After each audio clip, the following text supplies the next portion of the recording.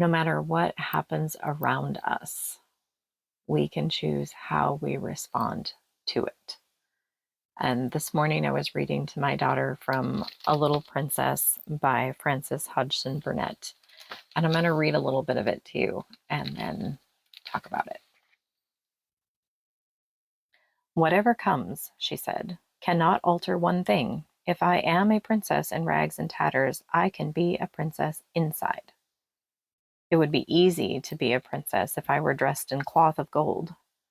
But it is a great deal more a triumph to be one all the time when no one knows it." This used to interest and amuse her more than anything else. And queer and fanciful as it was, she found comfort in it, and it was a good thing for her.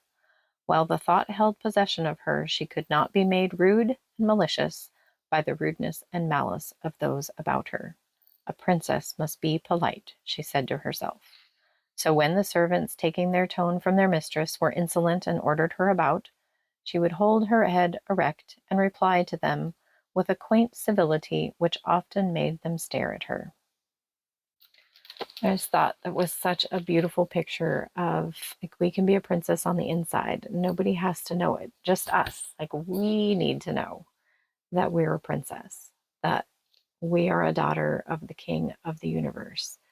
And when we know that, or in Sarah's case in the book, as she is imagining that, and we can spend time imagining, what does it look like to be the princess, the daughter of the king? How would she respond in this situation? How would she respond in that situation? How would she treat this person that was mean to her?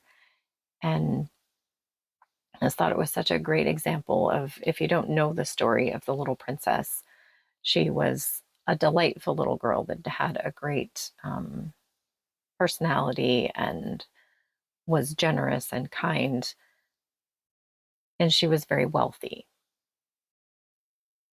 And she was placed in a boarding school, and because the boarding school liked her money, they favored her and spoiled her and all these things, but it never changed her generous heart. It didn't change her character. Like, her dad treated her like a princess, and not the spoiled brat diva princess, but a princess of good character.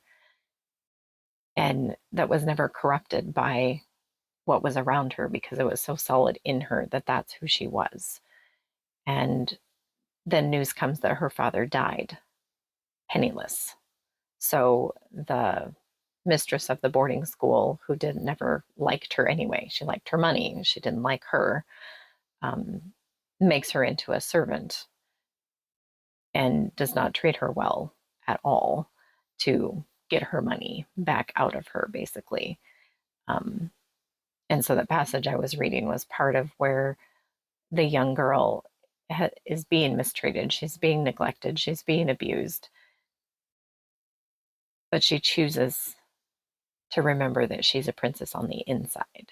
And so no matter how mean anybody is to her, she can still be kind, and she can still be generous, and she can still be friendly. And her insults, or, the insults and the meanness never gets to her, because she's just like, you just don't understand. You don't know that I'm a princess. If you knew I was a princess, you wouldn't treat me this way, but you don't know.